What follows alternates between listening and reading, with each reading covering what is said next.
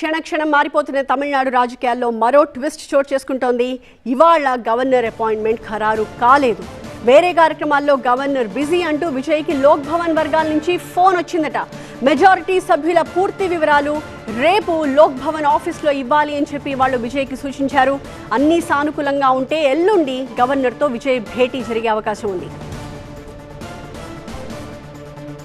So ఒక clarity అయితే వచ్చింది. గవర్నర్ ఇవాళ విజయ్కి అపాయింట్మెంట్ ఇవ్వలేకపోయారు. ఎందుకంటే ఇతర కార్యక్రమాల్లో ఆయన బిజీగా ఉన్నారు కాబట్టి ఇవాళ విజయ్కి గవర్నర్ అపాయింట్మెంట్ రావట్లేదు అంటూ లోక్ భవన్ వర్గాల నుంచి విజయ్కి ఫోన్ ద్వారా సమాచారం అందింది.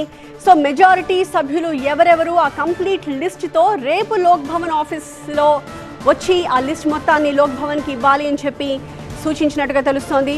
సో అన్ని సానుకూలంగా ఉంటే ఎల్లుండి గవర్నర్తో విజయ్ భేటీ అవుతారు. సో భేటీ తర్వాత వెంటనే ప్రమాణ స్వీకారం కూడా ఉండే అవకాశాలున్నాయి. ఇంకొక వైపు గవర్నర్ తీరుపై టీవీకే సహా మద్దతు పార్టీలన్నీ కూడా అసహనం వ్యక్తం చేస్తూ ఉన్నాయి.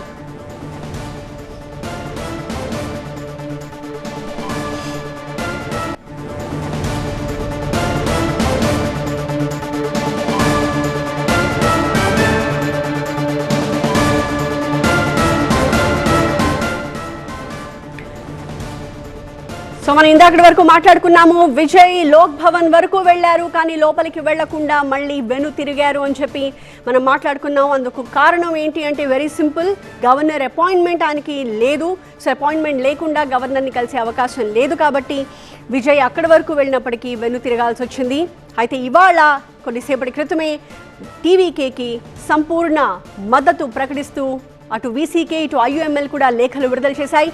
దీంతో టీవీకేకి అవసరమైన మ్యాజిక్ ఫిగర్ కంటే కూడా ఒక 3 ఎమ్మెల్యేల బలం అధికంగానే ఉంది. సో ఇమీడియట్గా గవర్నర్కి ఆ విషయాన్ని తెలియజేయాలి, ఆ మద్దతు లేఖల్ని అందించాలి అని చెప్పి విజయ్ ఇమీడియట్గా లోక్ భవన్కి బయలుదేరారు. కానీ గవర్నర్ ఇవాళ వేరే కార్యక్రమాల్లో బిజీగా ఉన్న కారణంగా ఆయనకి అపాయింట్మెంట్ ఇవ్వలేకపోతూ ఉన్నారు.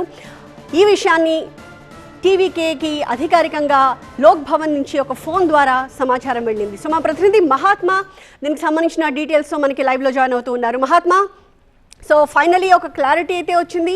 ఇవాళ గవర్నర్ మనం అనుకున్నట్టుగానే బిజీగా ఉన్నారు, ఇతర షెడ్యూల్ ఉంది కారణంగా టీవీకేకి ఆయన అపాయింట్మెంట్ ఇవ్వలేకపోయారు.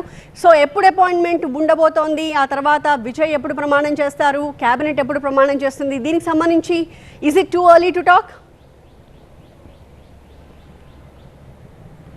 మనకి గవర్నర్ కార్యాలయం నుంచి అందుతున్న సమాచారం ప్రకారం అయితే ఆయన ప్రీఆక్యుపైడ్ కొన్ని ప్రోగ్రామ్స్లో బిజీగా ఉన్న నేపథ్యంలోనే ఈరోజు ఇప్పటికిప్పుడు అపాయింట్మెంట్ అనేది సాధ్యపడలేదు. పైపెచ్చి ఆయన కేరళం కూడా వెళ్ళే ఏర్పాట్లలో ఉన్నారు.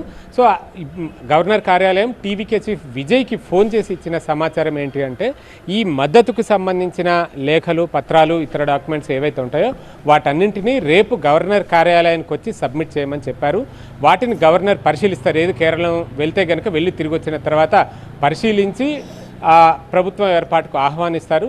సో దట్ అది మండేనే బహుశా ఈ ప్రమాణ స్వీకార కార్యక్రమం ఉండవచ్చు, అందుకు తగిన ఏర్పాట్లు చేసుకోవచ్చు అంటూ కూడా గ్రీన్ సిగ్నల్ ఇచ్చినట్టుగా తెలుస్తుంది. ఇన్ కేస్ ఆయన సాటిస్ఫై అయితే, ఆ నెంబరు, ఆ పత్రాలు అన్నింటినీ చూసి సాటిస్ఫై అయితే, కాబట్టి రేపు గవర్నర్ కార్యాలయానికి ఈ డాక్యుమెంట్స్ని చేరవేయడం మాత్రమే ఉంటుంది.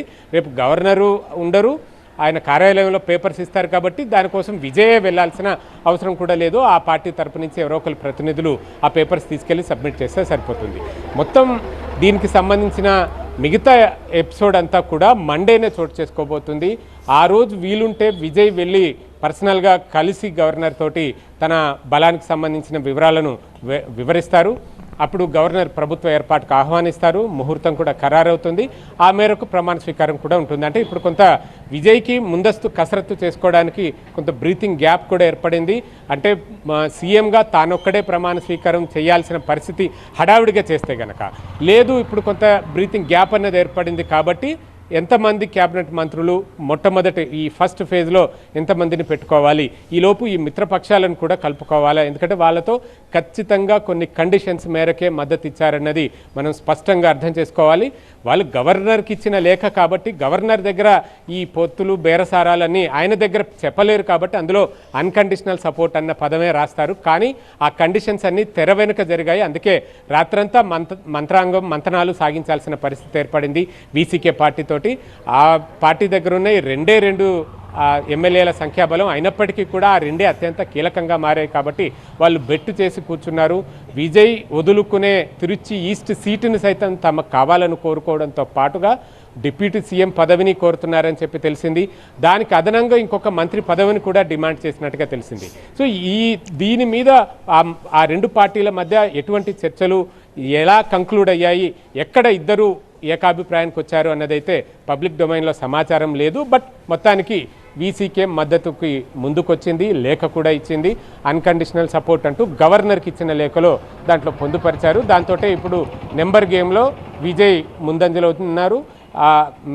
వీసీకే మద్దతు ఎలా ఇచ్చింది కాబట్టి ఐయుఎంఎల్ కూడా నిన్న వచ్చినట్టే వచ్చి వెనక్కి తగ్గిన ఇండియన్ యూనియన్ ముస్లిం లీగ్ సైతం వీసీకే బాటలోనే వచ్చి తాము కూడా మద్దతు ఇస్తున్నామంటూ ఆ పార్టీ కూడా ప్రకటించింది. దాంతో సంఖ్యాబలం ప్రస్తుతం 120కి చేరుకుంది. అంటే ఒక కంఫర్టబుల్ సంఖ్య అనే చెప్పుకోవచ్చు. మొత్తంగా ప్రభుత్వాన్ని ఏర్పాటు చేయడానికి అయితే ఈ సంఖ్య సరిపోతుంది. కానీ రానున్న 5 ఏళ్ల పాటు ప్రభుత్వాన్ని కొనసాగించాలంటే మాత్రం ఈ సంఖ్యతో కష్టమే అని చెప్పవచ్చు. దానికోసం విజయ్ ఎటువంటి వ్యూహాలు అనుసరిస్తాడు, విజయ్ వ్యూహాలకు తగ్గట్టుగా అవతల పార్టీల నుంచి ముందుగానే కొన్ని సంకేతాలు వస్తున్నాయి. అందులో అన్నాడీఎంకే చీలిక అన్నది, షణ్ముగం నేతృత్వంలో ఒక చీలిక అన్నది మన కళ్ళ ముందే కనిపిస్తూ ఉంది.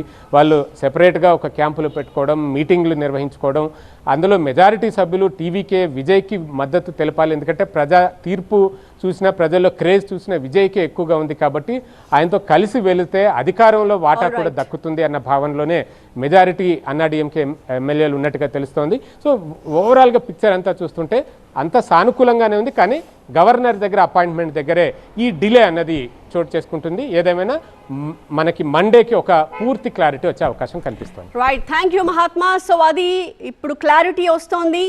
గవర్నర్ అపాయింట్మెంట్ విజయ్కి దక్కని కారణంగా ఇవాళ విజయ్ లోక్ భవన్కి వెళ్ళి గవర్నర్ని కలవలేకపోతూ ఉన్నారు. కానీ ఇంతకు ముందు వరకు కూడా 3 సార్లు ఆయన గవర్నర్తో భేటీ అయ్యారు. తనకున్న సపోర్ట్ లిస్ట్ని ఆయనకి చూపించారు. ఆ విజువల్స్ మనం చూస్తూ ఉన్నాము.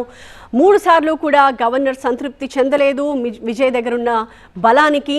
సో కంపల్సరీగా 118 మ్యాజిక్ ఫిగర్ని మీరు అచీవ్ చేసుకుని వస్తే ఇమీడియట్గా ప్రభుత్వ ఏర్పాటుకి మిమ్మల్ని ఆహ్వానిస్తాను అని చెప్పి గవర్నర్ అర్లేకర్ చెప్పారు. సో దానికి తగ్గట్టుగానే విజయ్ ప్రయత్నాలు చేస్తూ వచ్చారు. 1 కాదు, 2 కాదు, 3 సార్లు ఇప్పటి వరకు గవర్నర్తో విజయ్ భేటీ అయ్యి తనకున్న సపోర్ట్ లిస్ట్ని ఆయన ముందుంచారు. కానీ ఆ లిస్ట్ మ్యాజిక్ ఫిగర్కి సమానంగా లేని కారణంగా గవర్నర్ ఇప్పటి వరకు కూడా ప్రభుత్వ ఏర్పాటుకి విజయ్ని ఆహ్వానించడానికి నిరాకరించారు. అయితే ఇవాళ విజయ్కి అవసరమైన కంప్లీట్ సపోర్ట్ వచ్చింది. ఇన్ఫ్యాక్ట్ అవసరమైన నంబర్ కంటే కూడా ఒక 3 ఎమ్మెల్యేల బలం అధికంగానే విజయ్ దగ్గర ఉంది. సో ప్రభుత్వ ఏర్పాటుకి ఇప్పుడు ఎలాంటి ఇబ్బందులు లేవు. సో 4వసారి వెళ్ళి గవర్నర్ని కలుద్దామని చెప్పి లోక్ భవన్ వరకు వెళ్ళారు. కానీ గవర్నర్కి ప్రీఫిక్స్ షెడ్యూల్ ఉన్న కారణంగా ఆయన అపాయింట్మెంట్ ఇవ్వలేదు. లోక్ భవన్ వర్గాల నుంచి విజయ్కి ఈ మేరకు కాల్ వచ్చింది.